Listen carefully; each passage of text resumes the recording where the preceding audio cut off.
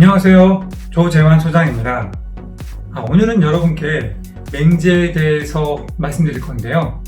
맹지를 투자할 때 주의해야 할 점에 대해서 말씀드리겠습니다.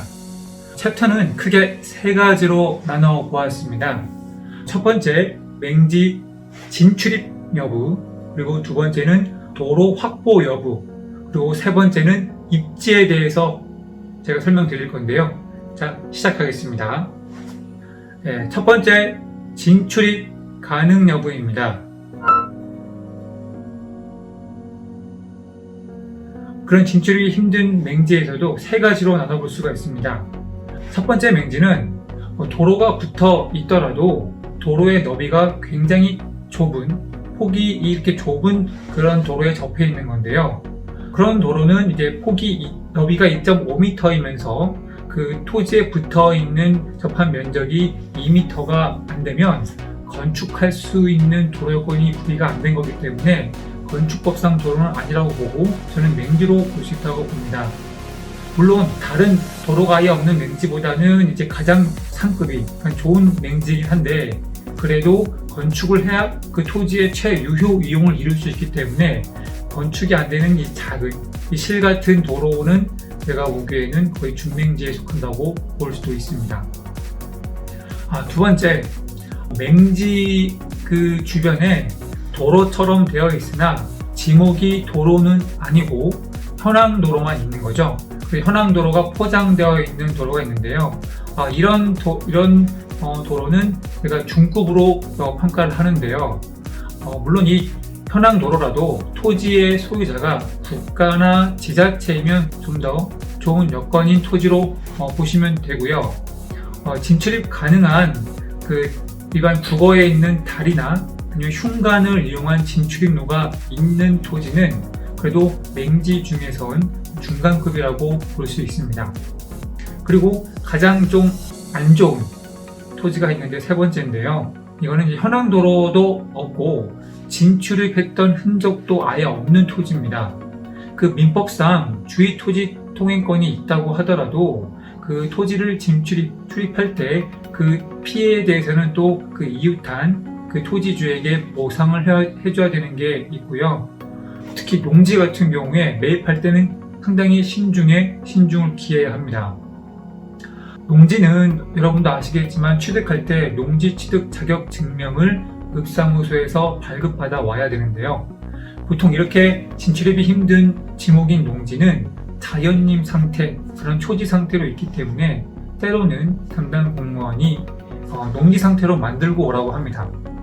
하지만 아예 길이 없는, 길조차 가기 힘든 이런 맹지에 대해서는 여러분들이 경운기라든지 트랙터 진출이 힘들기 때문에 아예 취득을 하고 싶어도 취득할 수 없는 경우가 생길 수 있고요. 그래도 그런 인접번지 토지주와 협의를 해서 순간 들어가서 정지작업을 하고 나왔다 하더라도 향후에도 계속 농지로 써야 되는 의무가 부과되기 때문에 이 진출입이 해결이 안 되는 이 세 번째 맹지 같은 경우에는 가장 맹지 등급에서는 낮다고 할 수 있습니다. 그리고 두 번째, 도로 확보 가능 여부입니다.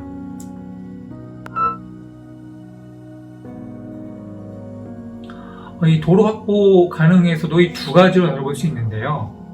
상급인 맹지, 그러니까 그래도 좋은 맹지는 그 도로에 붙어 있는 토지 바로 뒤에 있는 맹지입니다. 운이 좋으면 이 도로 쪽에 붙어 있는 토지주와 협의를 해서 일부 매입을 하고 우리 맹지를 도로에 접하게 할 수 있는데 서로 좋은 거거든요. 물론 1대1 비율은 아니고 1대3 비율을 할 수도 있고 그 비율은 상황에 따라 다릅니다. 내가 100평을 도로로 쓰고 그분한테는 2, 300평 줄 수 있는 거죠. 이런 부분에 대해서 좀 더 좋은 거는 이 내 땅에 대해서 이 도로 쪽에 붙어 있는 토지가 여러 개일수록 좋습니다. 제가 이 A라는 이 도로 쪽에 접한 토지주와 협의하려고 했는데 A라는 토지주가 절대 팔 생각이 없다. 그리고 또 B라는 토지주와 협의하려고 했는데 B는 상속이 진행 중이라서 몇 년 동안은 건드릴 수 없다 할 수도 있고, 근데 세 번째 C라는 사람은 때마침 자기도 넓은 땅이 필요한데 일부 도로로 쓸 수 있는 면적을 줄 수 있다라고도 할 수 있습니다. 이렇게 도로 쪽에 있는 토지에 길게 붙어 있다고 하면 각각의 상황에 따라서 내 도로 확보 가능성이 높아지는 거죠. 한 명만 있어버리면 그분과 협의가 안 되면 그때는 막혀버리는 거거든요. 도로 쪽에서 멀리 떨어져 있으면 어떤 일이 벌어질까요? 한두 필지가 아니라 세 필지, 다섯 필지 이상 떨어지면 그 앞에 토지주를 다 만나면서 도로를 이제 확보를 해야 되는데요. 그게 절대 쉬운 게 아닙니다. 한 사람 만나서 협의하기도 어려운데 그 이외의 사람들을 다 만나서 도로를 만든다. 그리고 그 전체적인 도로의 그 토지의 모양은 콩나물처럼 길어지겠죠. 그래서 맹지에 대해서 도로의 어느 쪽에 있느냐도 굉장히 중요한 체크 사항입니다. 네, 그리고 세 번째, 입지입니다. 맹지의 입지는 도시 지역이나 그리고 개발 호재 인근에 있는 토지가 좋습니다.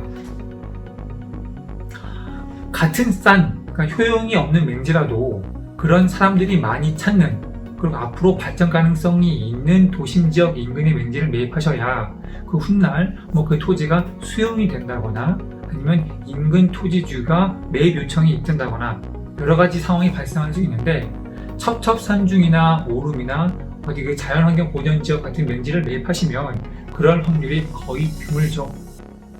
그렇기 때문에 같은 싼 가격의 맹지라도 여러분들이 입지를 선택하셔서 이왕이면 도시지역, 개발호재 인근 지역으로 매입을 하시는 겁니다. 그리고 피해야 되는 건 자연환경 보전 성격이 강한 오름이나 그리고 하천, 그리고 문화재 인근 지역은 피하시는 건데요. 간혹 하천 같은 경우에는 이제 그 국어 하천 정비 사업을 하면서 이 하천 옆에 이제 진출입할 수 있는 현황 도로를 만들 때가 있습니다. 그럴 때는 또 이익이 될 수 있기 때문에 하천 쪽은 좀 더 체크를 하시면서 매입을 하시면 좋을 겁니다. 아무튼 오늘은 맹지에 대해서 세 가지 챕터를 가지고 설명을 드렸는데요. 결론은 현황 도로라도 있고 도로와도 가까이 있으면서 도심 지역이나 개발 호재 인근 지역의 맹지를 싼 값에 매입을 하는 거고요. 근데 여러분들이 그렇지 않고 토지에 대해서 전혀 무지한 상태에서 무조건 가격이 싸다고 매입하는 건 절대 하지 마셔야 되는 부분입니다. 다음번에는 이 맹지 투자 외에 또 다른 투자 방법에 대해서 말씀드리겠습니다. 좋아요와 구독 눌러주시고요. 다음에 또 찾아뵙겠습니다. 고맙습니다.